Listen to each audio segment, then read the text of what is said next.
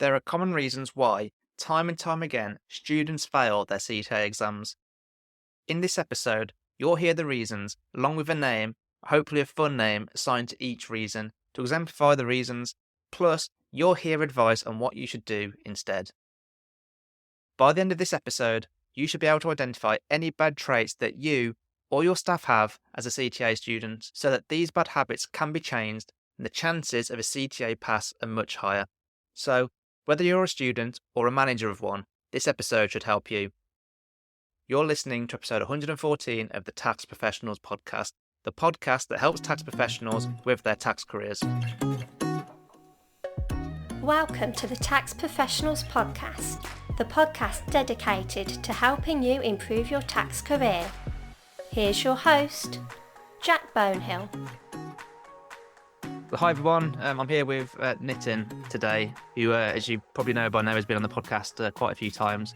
We're going to take a bit of a different angle with this episode. So all the ones we've done in the past around CTA and ATT have all been on, like, I suppose, a bit more serious in terms of giving advice and making sure we can help people and all that type of thing. And this episode is still there to help everyone that's sitting the CTA exams, but we're trying to do it with a bit of tongue-in-cheek, I suppose, a bit of jest and a bit more fun to it. So what we're going to do in this episode today is talk through the types of bad CTA students. And by that, we mean ones where they're doing things that is really not helpful for them in terms of passing the exam. So that I suppose you can see what not to do. And then also we'll give some advice on what you can do differently instead to increase chances of passing all the different types of CTA exams. Just before we continue with the conversation, just a few quick points that I'd like to mention. There are lots of resources that we mentioned throughout this episode, and links to these are in the show notes for this episode, which can be accessed at thetaxprofessionalspodcast.com/TTPP114. The show notes also include timings for where, in this episode, we talk about each type of CTA student, explaining their bad traits and their advice. Back sometime around 2019, I was in the office one day as someone that recently became CTA qualified, but keen to continue learning and developing myself. And on this day, colleagues around me stood up to go to some training related to soft skills. But I stayed seated. It's not that I didn't want to go. I did. But I was an assistant manager and the training was for managers and above.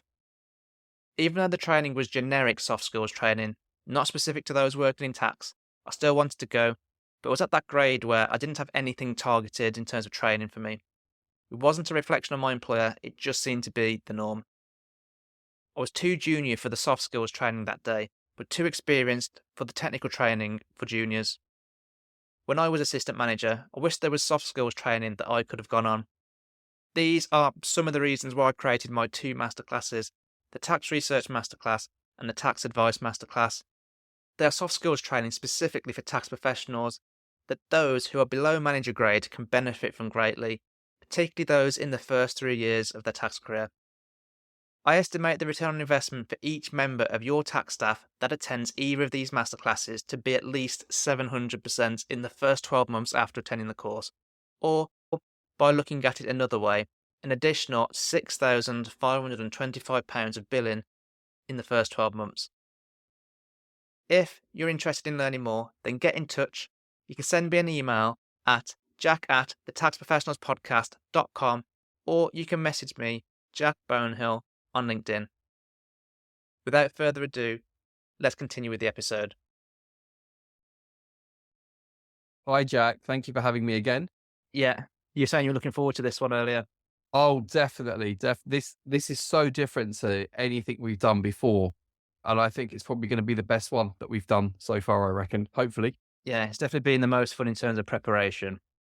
So Absolutely. What I spent doing this morning is I was using Copilot, which is Microsoft ChatGPT, to help me come up with some, like, hopefully at least somewhat funny names to describe each of these people, to add a bit more humour to it, but we'll see how it goes. But let's start off then with the first one. And I know this type of person is one that you constantly, I suppose, say you shouldn't do, and it doesn't help because I am this person. So this first type of student is what we call in the Quirkmeister. So this is a person that focuses on the obscure, on the niche points that don't really come up on the exam, or at least if they do, it's going to provide very little marks. So yeah, I know you always recommend not doing that, but what's your experience with this type of student then?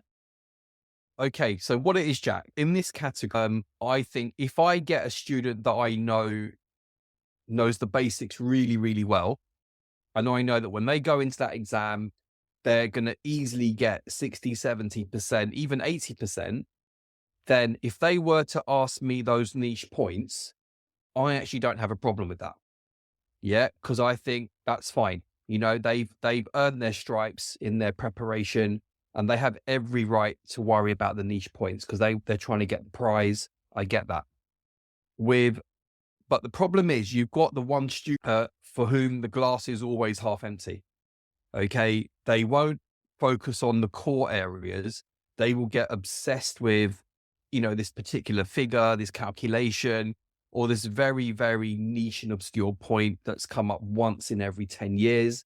Okay. And I think the problem with those students is they lose sight of the core exam objectives. And very, very quickly, a few years ago, I was teaching not CTA, but an ICAW business planning tax paper. And I had 30 in the class. And two of the students on the last day didn't want to worry about the core areas. They gave me a list of all the niche points. And I said, look, I'll go through them because you've asked, but you need to focus on the core. They were the only two that failed that exam. Yeah. And the national pass rate was like 88%. Wow. Or, 90s. So it kind of shows, try not to be that Quirkmeister until you've got your basics really honed in. Yeah. Okay. That's what you've got to worry about. That's the key. Yeah, I think actually that's the first time that I've ever heard you say that you're okay with it as long as people have got like the basics there. And you say, because I always thought you were completely against it because I was definitely that person as well. So, but I would say I also did know the core well. I just wanted to know like everything about the syllabus pretty much, not because I wanted to be a prize winner because that was never really my aim, but I wanted to know it. I wanted to know it for the job. Like I thought it would make me a better tax advisor if I could figure these things out now. And I suppose the reason that you're saying it's bad is because you have limited time on the CTA exams. And if you haven't even got the core, then you're wasting your time by spending it on those obscure points. And they're not going to be enough to get you to pass the exam if you don't know the core. Yeah, that's the key thing. The CTA exams are already stressful enough. And I think what also happens is we've got to be mindful of the other students in the class, okay, who are perhaps struggling even with the core basics. Okay, so very often I will say and I've done this, is I've said to that student, I've gone, look, would you mind if we have this chat at lunch? Or would you mind if we have this chat after class so that, then we can have a one-to-one proper conversation? And they love it. They don't mind that. Yeah. And then sometimes you might get the odd student who will say, Nick, would you mind if I listen in? But I will say, look, gang, you don't need this to pass the exam. These are the extra points. And so I think the kind of tutor-student relationship has to be like an open dialogue. Yeah. Yeah. Well, which makes sense. I suppose that I'm presuming your advice is to people to make sure that they don't end up being the bad type of CTA student in this category is focus on the core material first. Make sure you know the core material very well first and only then focus on the obscure niche points if you want to. Yeah. And just really quickly, in my recent taxation of large groups class last year in November, I had this one student who literally was the Quirkmeister. And it's only on revision when he was missing the easy marks that I actually made a polite comment. I said, see, all those other questions you were asking were great, but you're not even spotting the basics here. Yeah, yeah. How did they react to that then? What did they do in the end? Did they take on your point? Yeah, he did. He actually did. He actually said, you're right. I actually just need to focus on the basics, right? I go, you'll get 70% without breaking into a sweat. Yeah, yeah. I'm trying to look out for you. Yeah, I'm trying to manage your mental health to make sure you're okay. You're adding these layers that you don't need. So yeah, and he actually did pass. Yeah. So that's the Quirkmeister then. So I'll let you explain the next one, the negative Nelly, because you were the person that I suppose told me that this is one of the bad types of students that you see. I wouldn't have put this on the list, to be fair, just because I wouldn't have even knew it was a thing until you told me. So I'll let you take the floor with this one. Okay, so as you know, Jack, I don't just teach the CTA papers. I teach ICAW and ACA advanced tax papers as well. And negative Nelly, I actually had a student who has given me permission to use her name. Her name was Sally. And she said, Nick, do you remember me? I was the one that kept making you sad and depressed because I was so negative. I said, yes, I remember you. I think what happens here is, I when you get someone negative, what we try and do is we try and reassure them. Okay. We try and help them that, look, this is not about just learning the material. This is about reading the question. Don't get intimidated. But there are some people that just literally give up within 2 minutes of a question being set. Okay. And it actually deflates the whole class. Soon as one student starts, okay, you'll get other students thinking, yeah, actually, I can't do this. Okay. But and what happens is that even once you've debriefed the question, they still feel negative. Does that make sense? Yeah.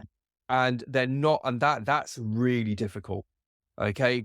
And what I try and do, and I know Libby does this as well in her classes, is we're trying to say to students, look, can you see that this is how much you need to do? Can you see that you're going to pass? Can you see that you need to just keep reading the questions slowly so you're not intimidated? Okay. And I think that I'm a firm believer that this toxic energy, this negative energy that some people build up around themselves, actually prevents them from smashing it. Yeah. Yeah. And we've seen that with retakers. Yeah. Yeah. That retakers come back on a third attempt, fourth attempt. Yeah. Including one of my close friends who actually then went on to pass ACCA advanced tax and then said to me after the fourth attempt, actually, Nick, that was quite an easy exam, wasn't it, after all? Well, that's, and I had no words. But yeah, so I think the negative bit is, it's if you're one of those, stop it. Yeah. Stop it. I suppose as well, because I remember when we were talking about it before, you said in particular there's some people that know that CTA is difficult, and because they know it's difficult, that they just kind of give up before they even give it a go. Yeah, absolutely. And I think, we all know that the Tolley's manuals are brilliant. Okay. But I think the problem is when those manuals turn up and you've got folders and folders on your desk. Okay. And I totally get it. There is that initial being overwhelmed, but there are amazing tutors at Tolley's, Kaplan, BPP and also outside of that, you've got PARDs, who are there to help you. Yeah. So there's a lot of support out there to help people get through. And Jack, we've been doing this since COVID, right? Yeah. And you know how many people we've helped get through. Yeah. Yeah. Okay. So the end result is if you go with the right attitude, the right mindset, you're going to pass. Oh yeah, it makes such a big difference. And I think actually, just to add, I don't think there's anything wrong with acknowledging that it's hard. Like it is hard, but use it to your advantage instead. Like, yes, it's hard, but let's now put loads of effort in and show people that I can pass it, because when I do, it's going to look really great and I'm going to be really proud, rather than, as you say, focus on all the negatives. And actually, I think I've definitely read this somewhere before, or at least heard it. Like negative energy spreads a lot easier and quicker than positive energy does. Totally. So the second that you start getting into that spiral, you're just kind of like, well, I suppose almost give up before you've even given it a proper go. Absolutely. Yeah. So I suppose the different thing to do is I suppose anyone that's potentially a negative Nelly or is one, is acknowledge that it is hard, but use it to your advantage and look at the positives, whether that's just trying to learn a chapter one step at a time or smashing one question at a time, whatever it is, focus on the positives and keep the negatives out of the way. These exams are passable. They are difficult, but they are passable. And you just gotta put in the work. Yeah. And also, Jack, if I can add, I think as well, it's important to talk to someone. Yeah. So, I take a lot of calls throughout the year. And I do find, once a lot of these people have had conversations, a lot of them do feel better. So I think, in the main, a lot of them just want that reassurance. And also, my mindset, Jack, I say this all the time. You can your objective is to make as many mistakes as possible until the day before the exam. Yeah, because it's a learning process. And I think some people get really deflated when they get something wrong, whereas I get really excited as a tutor because I see it as great. You've got that wrong. Now learn from it so you don't repeat that on the day. Yeah. Yeah. Yeah. So, I see that as a fantastic thing. And I live by that. So yeah. So yeah, that's the second bad type of CTA student and the negative Nelly. So then on to the next one. And I'll just introduce this one a bit. It feels a bit bad using the word I've used to describe this one, but it's because this animal is associated with being lazy and not putting in effort. So this one is called the Sloth, or potentially the Lazebag or Deluded. This is AI generated, some of this, by the way. So I know it sounds a bit silly, but I left them in because they made me laugh a bit. But this is the person that doesn't put in much effort and goes into the exam knowing that they don't understand or don't know a lot of the syllabus, but think they will pass anyway. So just before you give me some of your stories on this one, so actually like over the last few weeks, I overheard a conversation of a student that didn't pass. They got in the 30s in one of their CTA exams. And I heard them having a conversation where they were telling someone else that they knew that they didn't understand a lot of the topics and they knew that they had a lot of gaps, but they seemed to think that they still could have passed anyway. And when I heard them talk about that, I was just so surprised because one, even on a more easy exam, let's say, I don't know, something from GCSEs or A levels, you might be able to get away with that sometimes, but not a lot of the time. Sure. Why would someone think that they can go into a CTA exam not knowing the syllabus and think that they will pass? I just couldn't understand it at all. But there must be loads of students that you see like that, actually. Yeah. So a few examples here. So I took a call from someone that failed the November 24 OMB exam. And Jack, I take a lot of these calls. And 9 times out of 10, they've got in the mid-40s. And that student will have my respect. Because I think if you've got in the mid-40s or, 40s at CTA, you're on it. It just needs, a little bit of work. This person scored 27%. Okay, 27. And I had to ask why, and the reasons that this person gave were not valid, and they basically admitted it. Yeah, I started too late. I went away on holiday shortly before the exams, and I was just completely baffled. And this person wanted me to help them. Yeah. And they were not, and I said, no, I said, I'm really sorry, but I can't help you. Yeah. I think you need to go back and work on the basics. And so that was one. But the other thing, Jack, is right. Like you say, these students, they don't take it seriously. Okay. Like in the OMB November 24 exam, there was a question on discovery assessments. I was shocked at the number of students that failed that exam actually said to me, I didn't know what a discovery assessment was. Wow. Yeah, exactly. And I actually said to them, would you have the guts to tell your bosses that? And they said no, because that would show that I'm incompetent. And that's the thing. And I keep telling these people, if you're going to do a CTA exam at Advanced Tech APS, you got to think like a tax partner. Yeah, you got to, the examiner the CTA exam is effectively an interview by the CIOT, right? They're measuring your capability, your competency on the responses you're giving in that script, right? Now, if you're saying you don't know much about admin, you're not going to get through. Yeah, unless you smash the other papers. And so a lot of these students just don't realize what CTA is about, that once you're CTA qualified, the responsibilities you have to give the correct tax advice. Yeah. And so for a lot of these students, I'm saying, look, you've got to write an answer as if you're doing this for a tax partner at work. Yeah. Where your focus, your concentration levels, and your commitment it's 100%. Yeah. So for a lot of these students, it's a half-hearted attempt, but I'm also going to say they're a minority. Yeah, they are in the minority, and this description that you've come up with, okay, I think is perfect. Okay. A lot of them just don't get it, or it hasn't been explained to them very clearly what they're signing up to. Yeah. Well, for me, it's like, if you're going to put that little effort into exam, do you even want the qualification? Do you know what I mean? Yeah. Like, Yeah. And I actually said it to this person who got 27% because they were on this ACA CTA Joy pathway. And I said, do you actually want a career in tax? Do you actually, do you actually enjoy tax? And they said, yes, Nick, I do.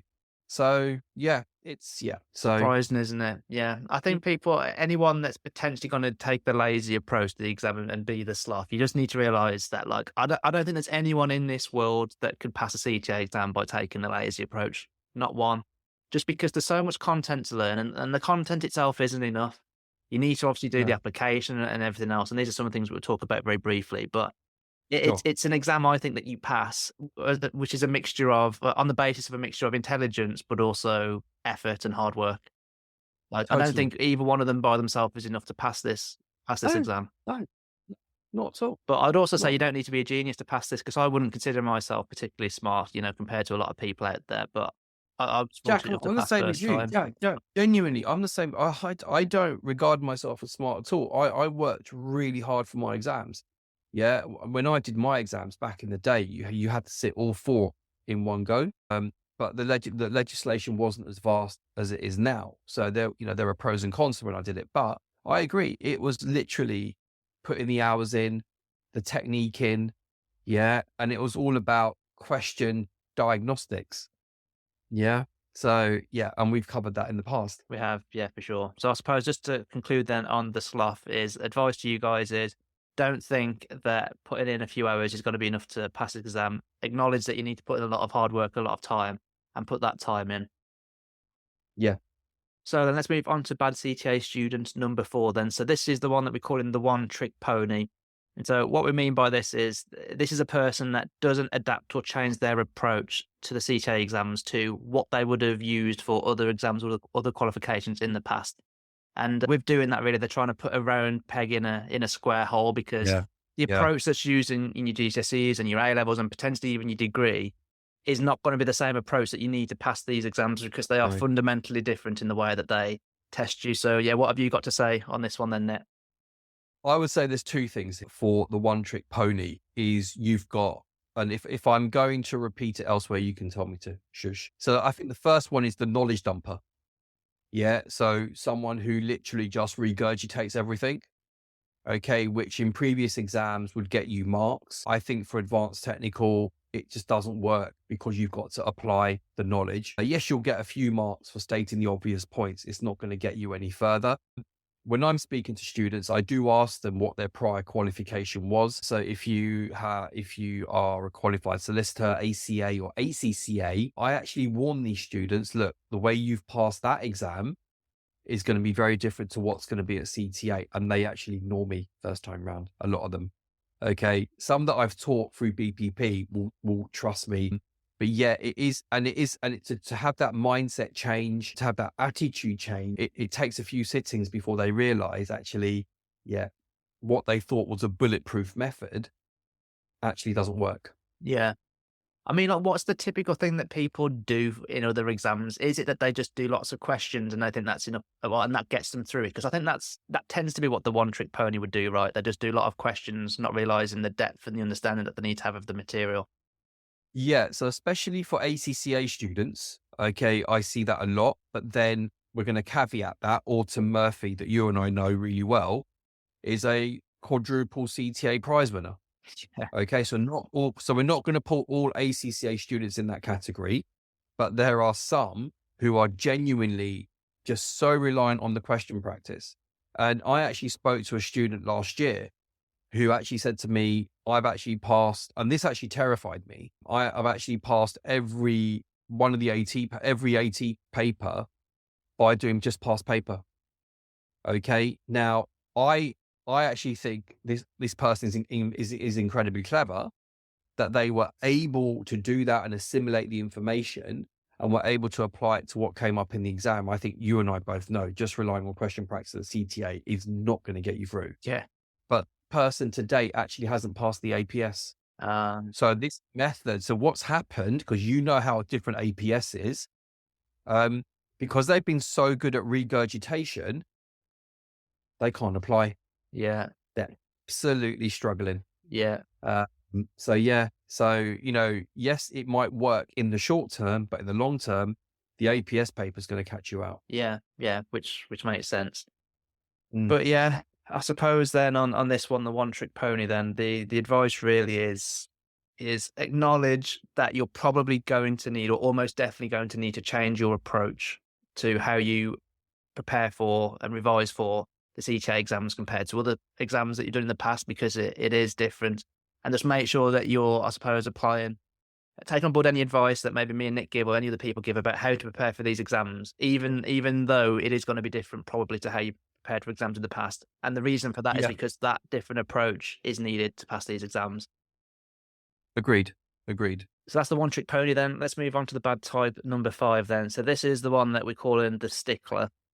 So this is the person that focuses too much on learning the rules, and hence this is why we call them the stickler, because of a stickler for the rules. and this Yeah. person doesn't practice the application of those rules or do any practice questions or exam technique. They focus so much on learning the rules. So over to you, Nick, then on this one. What do you find and what do you know? What have you got to say? Okay, so when I'm talking to students, I will ask a couple of questions, like if there is a company purchase of own shares, what is your first most important check? Or, if a shareholder is selling shares, okay, in what situations does a shareholder not need to own 5%? Yeah. And what you find with those, it helps me understand the student's learning method and whether they fall into one of these categories that you've amazingly put together. And what you'll find is they can ream off BADAR. They can ream off the BADAR conditions for a shareholder, but they don't necessarily answer my question. Okay. And same for purchase of own shares. They can say, oh, but I said, that's not what I asked you. I said, what is the most important check? And I think what it is, when you've got a student who just learns the rules, tell me if you disagree, but I say, look, learning the rules gets you 20%, gets you 30% at max in the CTA exam. Okay. But the CTA exam isn't about you just writing out the rules. What the examiner is going to do is give you a set of problems where those rules need to be considered and you need to apply. Okay. And so you've got to be prepared to have them as a checklist. But I also tell students, don't just learn when BADAR applies. I want you also to learn when BADAR doesn't apply. Yeah. So watch out for the signs when BADAR doesn't apply. Okay. So for example, in BADAR, if you've got a shareholder that's thinking of resigning, okay, from their employment position before the share sale, you've got to recognize that fails a condition. And some people can't make the connection, Jack. Yeah.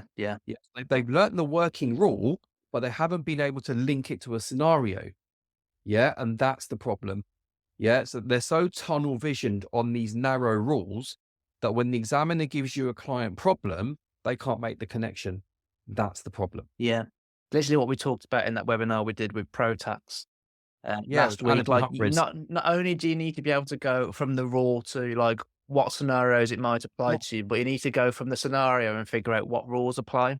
I think the person that focuses so much on the rules will find it difficult, I think, to go from the scenario to identifying the tax rules that they need to think about. So it's a different skill, I think, a different skill that they need to practice, I suppose. And Jack, this is probably, sorry, mate. This is probably the most important point I'm going to make. Yeah. Sorry to jump in. That's why, Jack, and you've heard me say this a million times. I tell people to just, you need to at least learn to read questions. Yeah. Just read them. Don't worry about doing them. Read them. Can you spot the issue? Can you make the connection? Yeah. And that's my biggest advice to anyone listening to this podcast, especially if you're a retaker. Yeah. The minute you start reading questions and you can connect your rules, you're going to get 60, 70%. Yeah. So you're talking about reading it, aren't you? And then knowing what rules are relevant to which ones they're going to need to consider in the question. Exactly. Yes. Yeah. And if you get it wrong, put it on a watch out. Great. Learn from it. So that's the stickler. Then I suppose our advice and in summary for that one is, yes, it is important to learn the rules and you certainly need to do that, but don't do that at the expense of practice questions and application and being able to spot the scenarios and issues and all those type of things, because both of them are equally important. So that's the stickler. Yeah.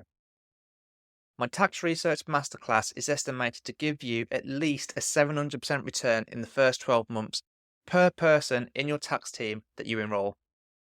Another way to look at this is an additional 6.5k of billing within the first year.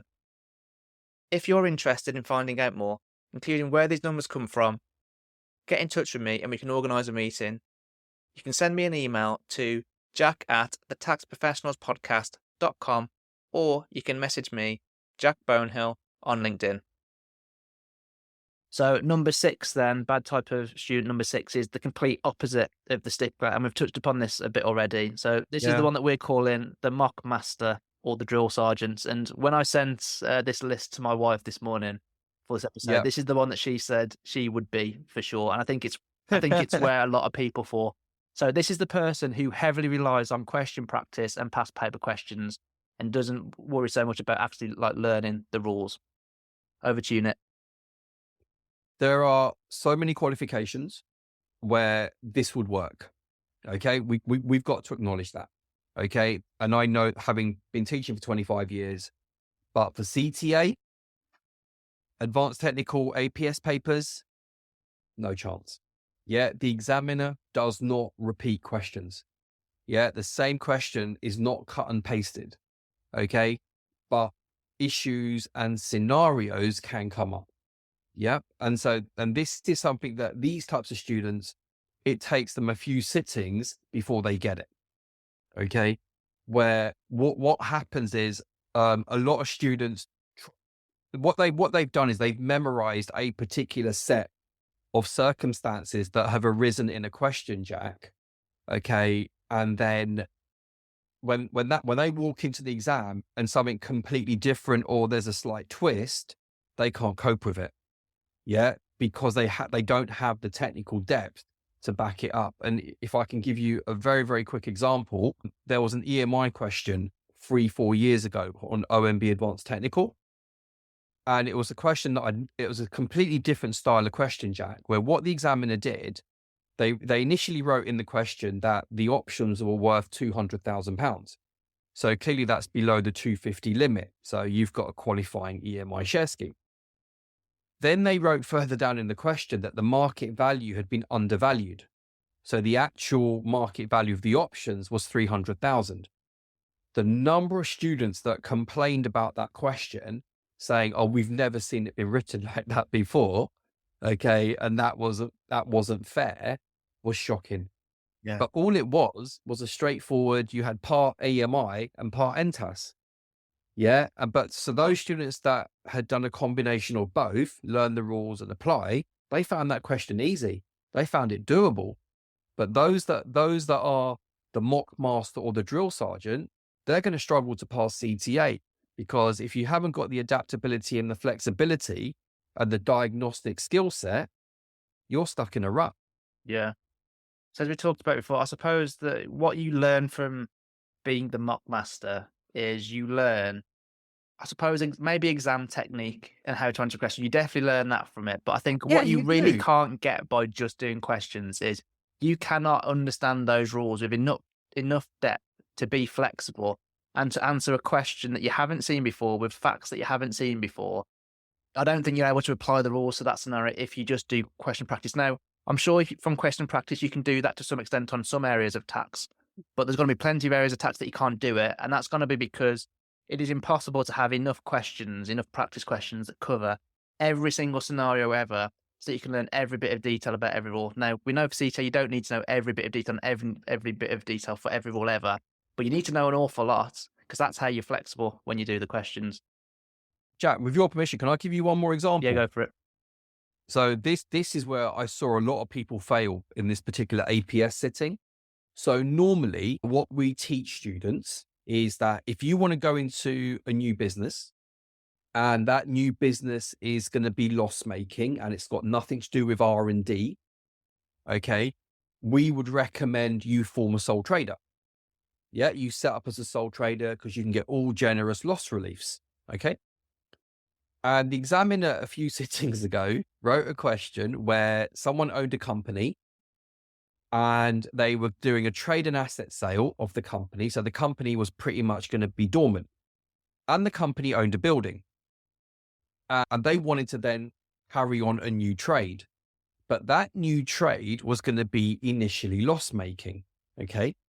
So a lot of the students, when I asked after the exam, some of them messaged me and subsequently after the results came out, and I asked them, what recommendation did you give?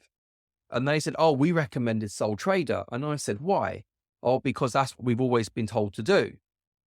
And that's not true, because we've always said, look at the tax impact.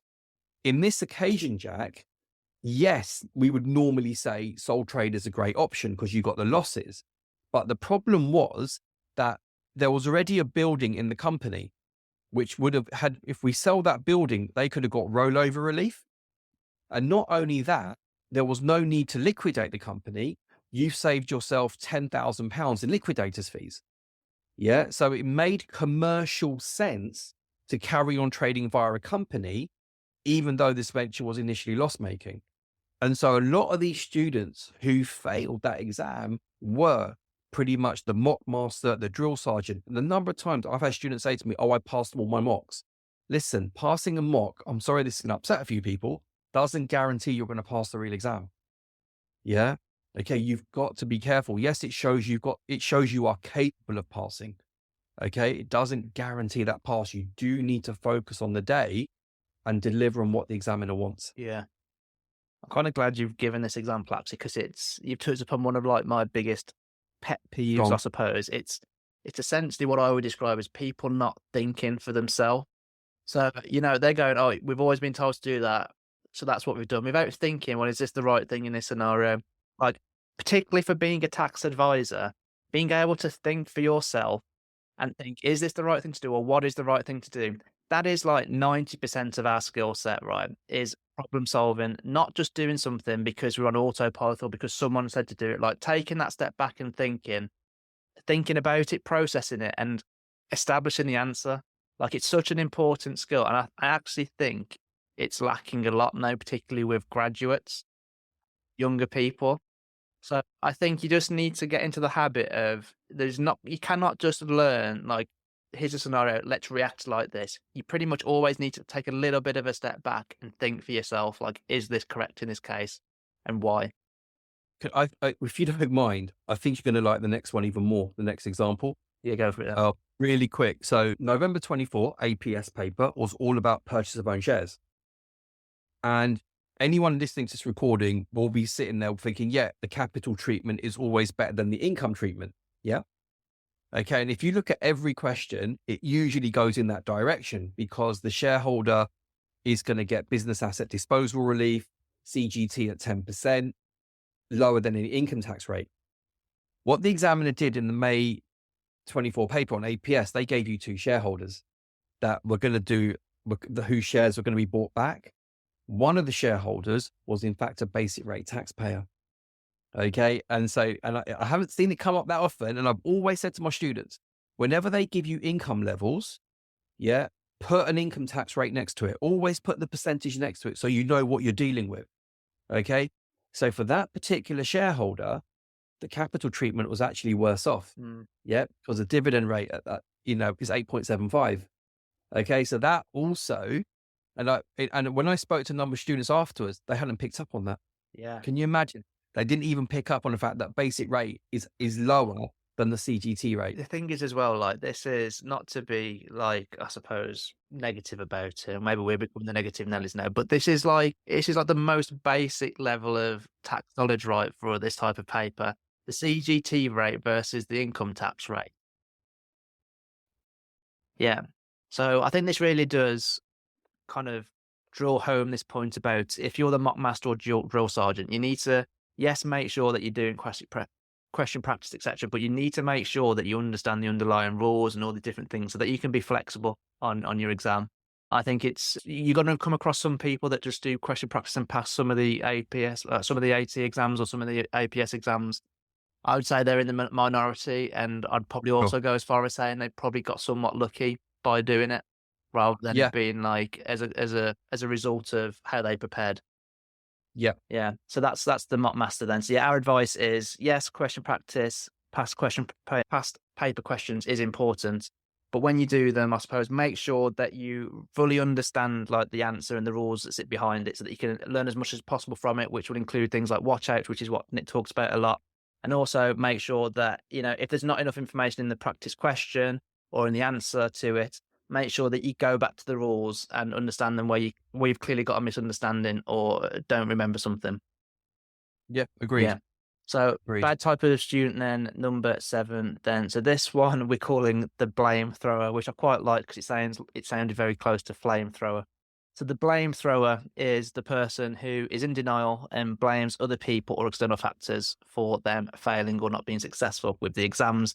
They believe they did everything right, even though they didn't. So when I've spoken to some students in the past, this is the one that I feel like a lot of people fall into. And the thing that most people seem to blame it on is it being a tough paper. Well, the thing is, it might have been a tough paper, but it was still passable because people out there still passed. And also, not even that, But like, if they would have prepared properly as well, so they didn't just want to blame something else, they would have probably also passed too. How do you feel about the blame thrower then, Nick? What experience have you got with this type of Oh, student? oh, mate, where do I begin? So I had one student who has failed OMB AT, I think 2 or 3 times now. Very defensive. Yeah, he, yeah, he would literally say to me, "Oh, I did everything." Well, you clearly didn't. Okay, and wouldn't, and so that's your first one where they just won't take on any advice, and they're a combination of the kind of one trick pony. There's other bad elements within this person, but literally, yeah, it's not their fault. Okay, they felt like I've done everything. Okay, well, no, you haven't. Okay, you're still lacking technical depth, and this is for anyone, I guess, who's failed at least 3 or 4 times. Okay, it is in the 40s. Okay, you've got to change your strategy. The other type of student, Jack, is where they'll say to me, "Oh yeah, there was this one question I couldn't do," and the common question was the discovery assessment question. I said, "Look, that's 15 marks. Well, what about the other 85 you could have got?" And they have no response.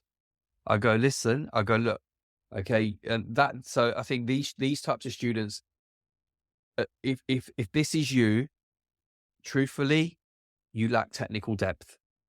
Okay, you need to go back, learn your technical.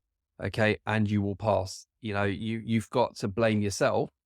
Okay, I mean that in a very soft, gentle way. Okay, to say, look, you've got to dig deeper here. Okay, and you do need to reach out. And I'll also say there are people that, and you and I both know this, that genuinely have external factors that prevent them from passing, and we respect that and we understand that. Okay, these are factors that are not on a serious level. Yeah. Okay, this is literally about you've learned things superficially. Yeah. Okay, and so I think the blame thrower, again, I think don't really respect and appreciate the demands of having the CTA qualification and the level of knowledge that goes with that. Yeah. Yeah. So I think that's the problem. I suppose really they need to get out of that mindset of being in denial and not being able to take on feedback pretty quickly, because that's going to really hold them back in their career anyway if they can't take it on. So not only is it bad for the exams, but it's also going to be bad for their wider career as well. Yeah, Totally. but I think you summed up the advice well there as well. So I think we can call it a day on the blame thrower. So yeah, stop throwing around blame and start taking responsibility and accountability for your own actions. So bad CTA student then number 8 is what we're calling the shortcut seeker. So this one's probably self-explanatory, but this is the type of person that's trying to find quick hacks and shortcuts to pass the exam, rather than just putting in the effort and the time that is needed to pass. So I think you probably come across these students a lot as well, actually, thinking about it. Yeah, Jack, I have a very strong dislike for this type of student in class. The way to kind of probably annoy me, and I'm going to use that word strongly, annoy me in class, is when a student says to me, "What do you think's coming up in the exam?" Yeah, and you'll be shocked, Jack, how many times I get asked that. Yeah, even on LinkedIn. Yeah, what tips have you got for the APS exam? There are people out there, unfortunately, Jack, you and I know, that make predictions of what they think's coming up in the exam. I don't know where they're getting their source from. Yeah, because a BPP policy, Tolley's policy, Kaplan policy is we don't make predictions. Yeah, if you've guessed something, you've got lucky. Okay, it's as simple as that. And I'm not going to gamble with a student's career in the exam. And I think these shortcut people, I mean, again, they're very similar to the blame thrower, not respecting the depth and the coverage. Okay, and a lot of them, Jack, from my experience, actually quit. They actually don't pursue the CTA qualification in the end. Oh. Yeah, I've seen it happen quite a lot over the 25 years. It's a minority. It's a minority of students, and usually they've done a previous qualification. Very often they've done a past qualification, and thinking that they can shortcut the CTA and have this amazing title. Yeah, they pull out. Wow. Yeah, I didn't know that. Yeah.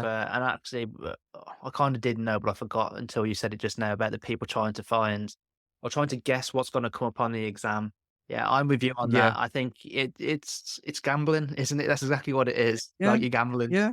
So Yeah. there's no point doing that. Like when it comes to the CTA exams, what always used to go through my mind is if I fail this exam, I've lost another 6 months of my life, basically. And I was not willing to lose another 6 months of my life to studying, essentially. And that was a big motivator for me all the way throughout. And taking a shortcut like that was just way too much of a risk for me to potentially have to resit again in 6 months' time.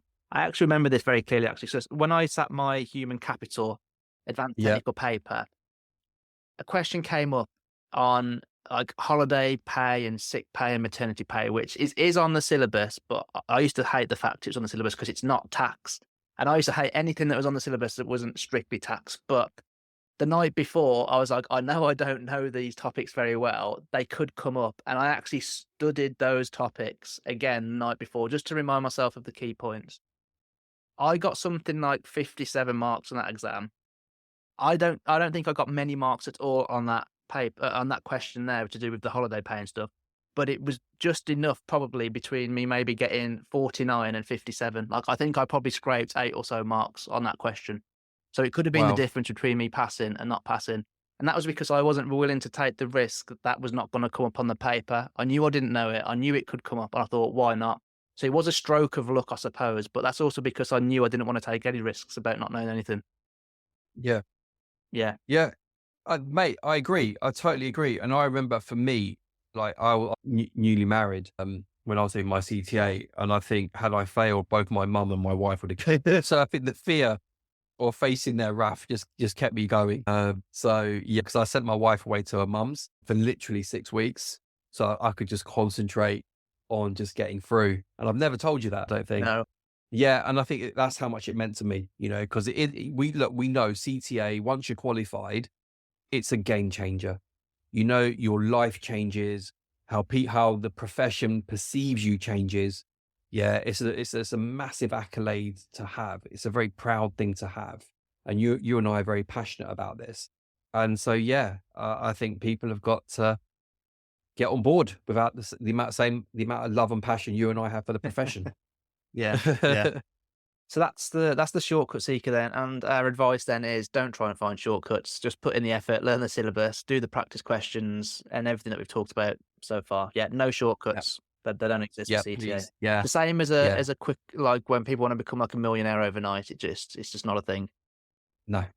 Right. So bad CTA student then, number 9. So this is the last minuter, and I'd like to really think that not many people fall into this category by the time that they're like 18 to 21 and taking these exams, but by the last minute, referring to the student that doesn't start studying early enough and therefore doesn't leave enough time to pass.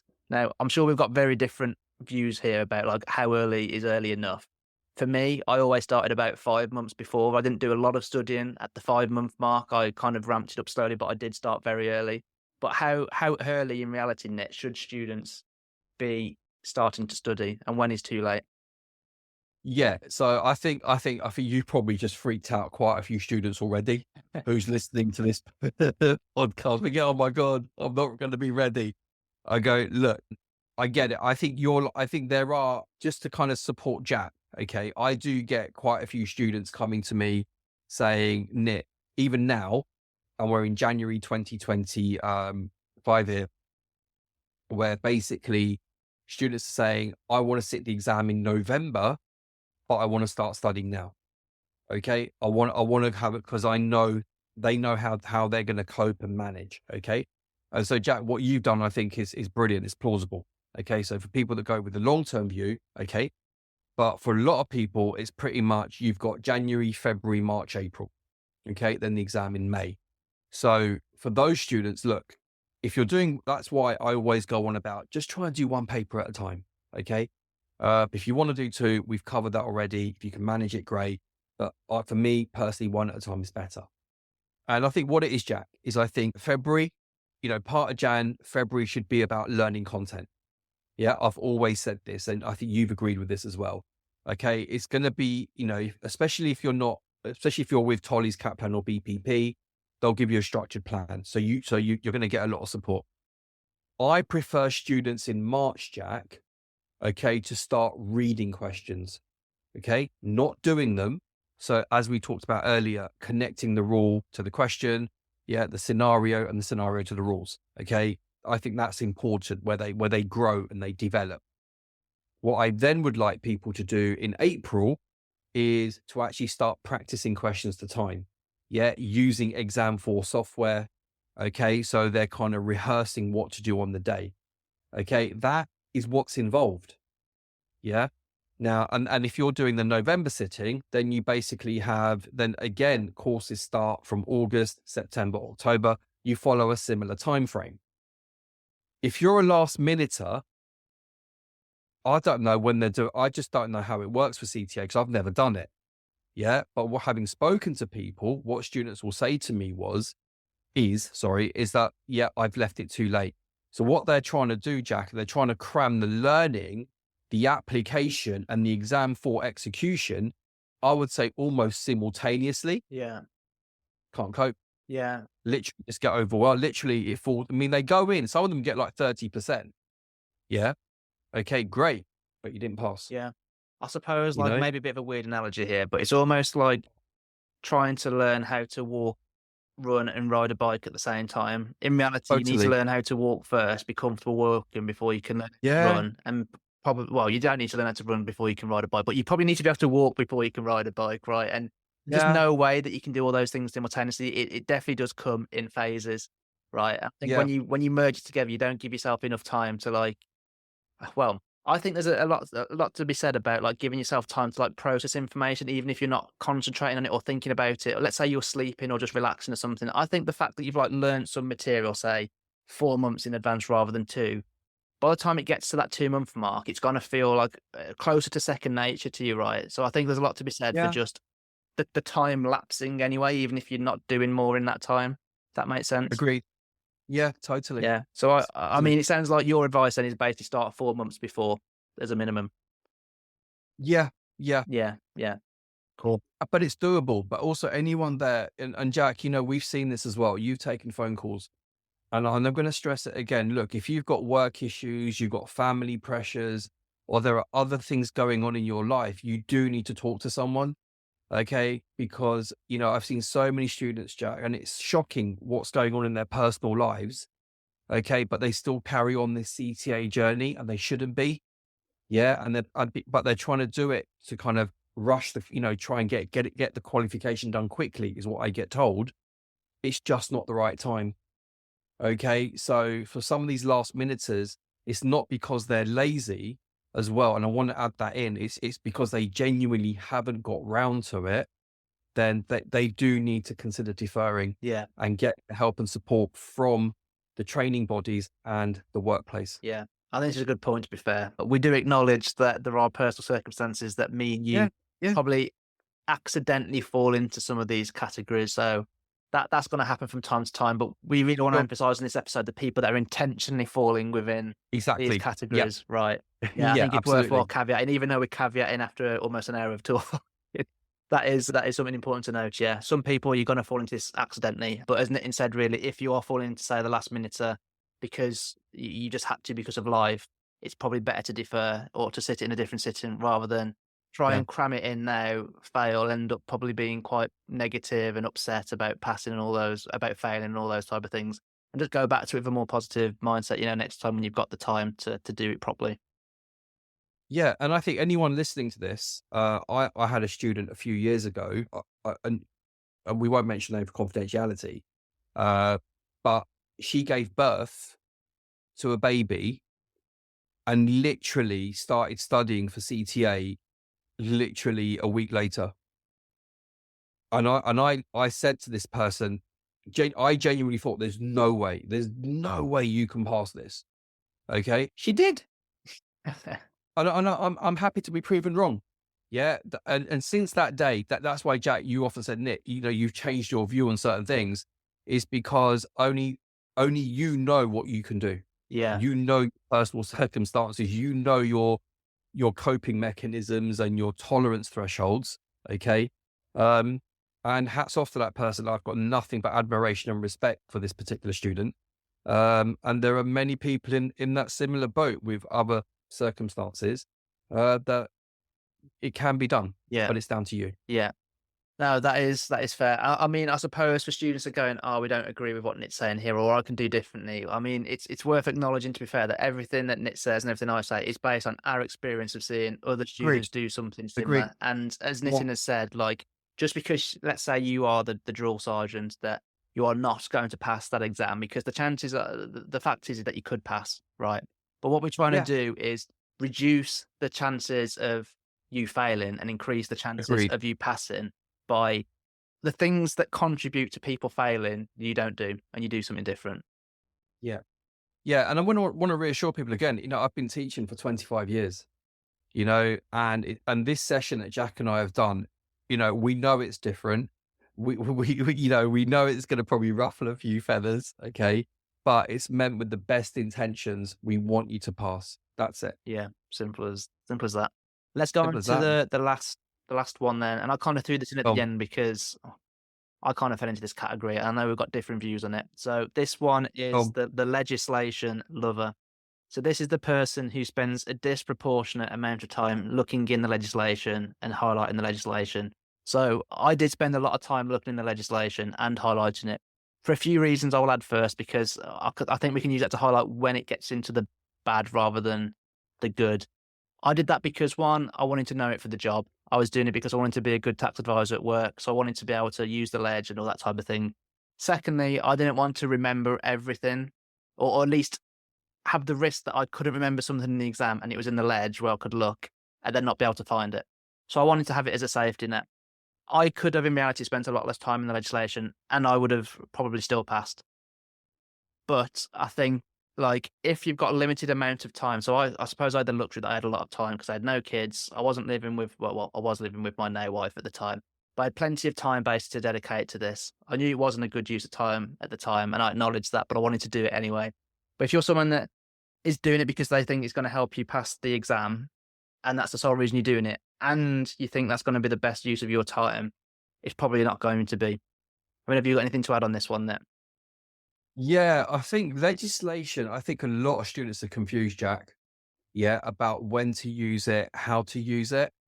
Okay. And I think back in the day, Jack, before the legislation went online, I actually used to run courses at BPP for free on showing people how to highlight the ledge and what to highlight.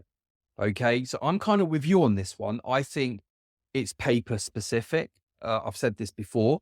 I think there are some wonderful bits in the ledge that you should be relying on for taxation of large corporates. It's going to be the demerger legislation. A lot of the admin, the anti-avoidance admin legislation, you shouldn't be learning it. You let the legislation help you if you've got it highlighted, online. That's fantastic. Okay. OMB advanced technical, you don't need the ledge. Okay. For partnership CGT, okay, is statement of practice D12? No, definitely not. Libby is very, very strict on this. Okay, my colleague, she says it's all about application. Just, you need to know that in your head. Whereas individuals advanced technical, Jack, there is so much of the overseas for individuals, which is fantastic in the ledge. And that's the kind of stuff you do. That's your thing. And you know how helpful it is. Okay. So I think the students need to be very selective, very tactical. And what I find worrying is that so many students will say to me when they failed an exam, I wasted too much time with legislation in the exam. That would kind of show that they haven't practiced. So this is where April and October is all about. You need to practice attempting questions online using exam 4 and also which legislation you want to be using at the time. Okay. And I don't think a lot of students do that, Jack, as part of their revision phase. They just leave legislation as like a back burner, thinking I'll use it in an emergency. And when they do actually try using it in the exam, they're not comfortable with it. They can't navigate their way around it. And so it eats up a lot of time in the exam, which costs them in the end. Yeah. So yeah, I'm a big fan of ledge as well, mate, but I think a lot of students don't use it effectively. Yeah. I suppose the advice really then is probably step one, consider whether you want to use it or not, and whether it's going to Yeah. help you. Because people pass without using it, people pass by using it. You got people in both camps, but I suppose check whether you think it's going to help you. For me, the big Yeah. thing that it helped with was taking the pressure off memorizing things, where there's really complicated conditions.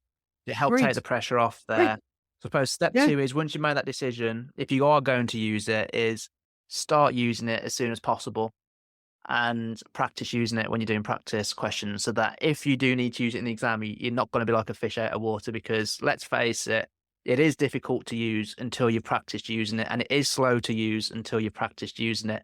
Like, I'm in a fortunate position now where I've been working in tax for, well, just 9 years now, which I know isn't a lot to some people, but it feels like a lot to me. Like, I pretty much now can, for any employment tax related question, is I can pretty much get to the legislation in ITEPA, so the section number, within probably 2 minutes max for 99% of questions now, because I've used it so much. And that's not because I'm any better than other people. It's literally just the reps of using it at this point that's got. Yeah. No. And also, I want to give a couple of examples. So this is where I would tell the student not to worry about legislation. So example number 1, if you're selling a building, a commercial property, or you're buying a commercial property in which there are immovable fixtures like lighting, air conditioning, you've got the section 198 claim. Yeah. I wouldn't want students to go to section 198 of the Capital Allowances Act 2001, because the examiner just wants a discussion of tax impact. Yeah. Have capital allowances been claimed? The pooling election, fixed value, and if there's no agreement, tribunal. Yeah. So there, you don't want to, but where it's very short and simple, you're better off using keywords. Similarly, with restricted securities, section 431, individuals, advanced technical, the kind of thing the examiner is looking for is it's a joint election with the employer within 14 days, irrevocable, and what's the benefit? Yeah. Okay. So a lot of these elections, Jack, you don't need the ledge. Okay. Section numbers, you don't need the legislation because they're small bite-sized chunks. But like you say, where it's an obscure point or it's niche, and there's a lot of content, then definitely use it. So yeah, there's a balancing act that students have got to find. Yeah, for sure. Right. So, because you gave me an analogy on the flip side, so a good type of CTA student just before this. So, since it was your idea, Nick, do you want to just tell us about that one quickly? Are we talking about the football one? Yeah, that's the one. Okay. So, right. So we've talked, as Jack said, we've talked about all the different types of bad, so tax students. For me, you want to be the David Beckham. Okay. And what I mean by that is I've kind of heard or read somewhere that when David Beckham was at Manchester United, okay, after each training session, he would stay behind, okay, and he would practice free kicks. Okay. And then if anyone's into football like me, okay, we all know about the David Beckham free kick. Okay. It's a win. It's a goal. CTA is no different. Okay. You guys are going to need to practice. Okay. You're going to have good days and bad days. Okay. Keep pushing. Don't give up. Get the support from work, friends, family, tuition provider. You can contact Jack or myself as well. We're here to help. Okay. And if you keep plugging away, you're going to score that tax goal and you're going to pass. Yeah. Okay. There's no quick fix. It's going to take hard graft. Yeah. But it can be done. And kind of when Nick was explaining to me earlier, what I thought was, well, maybe the analogy for students is that you want to aim to be David Beckham, in that you want to be the person that is putting in more effort than everyone else, so that you can guarantee the pass this exam. But yeah, it's a good analogy, Nick. Brilliant. So very quickly then, just before we finish off then, to finish off, resources then, what places would you like to send people, Nick, to get further advice, further resources, all that type of thing? Yeah, so I think for me, if you email me at cta@bpp.com, that's cta@bpp.com, I've got lots of free resources that can help you with OMB Advanced Technical, Taxation of Large Groups Advanced Technical, and for APS papers, OMB and Advanced Technical, Taxation of Large Groups, and OMB APS. I've got lots of free, sample flashcards and things to help you.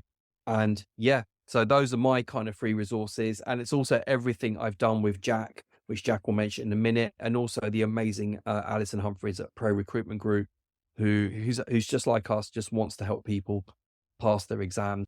There's information on their websites as well. Jack, over to you. Yeah, I think all the webinars that you've done recently, where I was part of it as well, I think they're available on their website, right? So you can get access to those and watch those webinars, all to help with passing the CTA exams. And then, the best place I think for you to all go is if you go onto my website, the taxprofessionalspodcast.com, and you click on the section that says podcasts, there's a subsection called ATT CTA. And if you click on that, you'll get a list of all the ATT and CTA related episodes, podcast episodes that we've done, which I think probably 90% of them include NIT. There are some, would you believe, that don't include NIT, but most of them do. And then also there's, as part of those episodes, you'll see that there's some like downloadable content, like some tip sheets, like maybe revision tips. There's definitely one to do with like how to approach the study phase. So a study phase checklist to help you prepare properly in the study phase for the exams, and a bunch of other things. What I'll do as part of this anyway is I'll gather all the ones that I think are useful, and I'll put links in the show notes for this episode, so you'll be able to see them all in one place.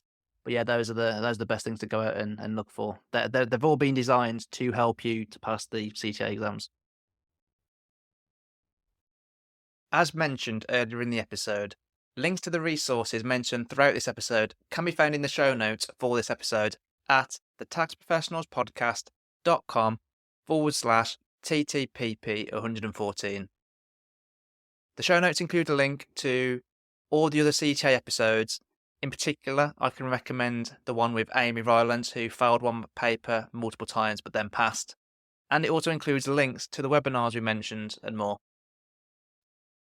If you enjoyed this episode, you can sign up for email notifications by heading on over to thetaxprofessionalspodcast.com/subscribe. Episodes are bi-weekly and they're released on Mondays. But that's it for this episode. I hope you enjoyed the episode and have taken away some useful points to help you to progress, develop, and improve your tax career. Until next time.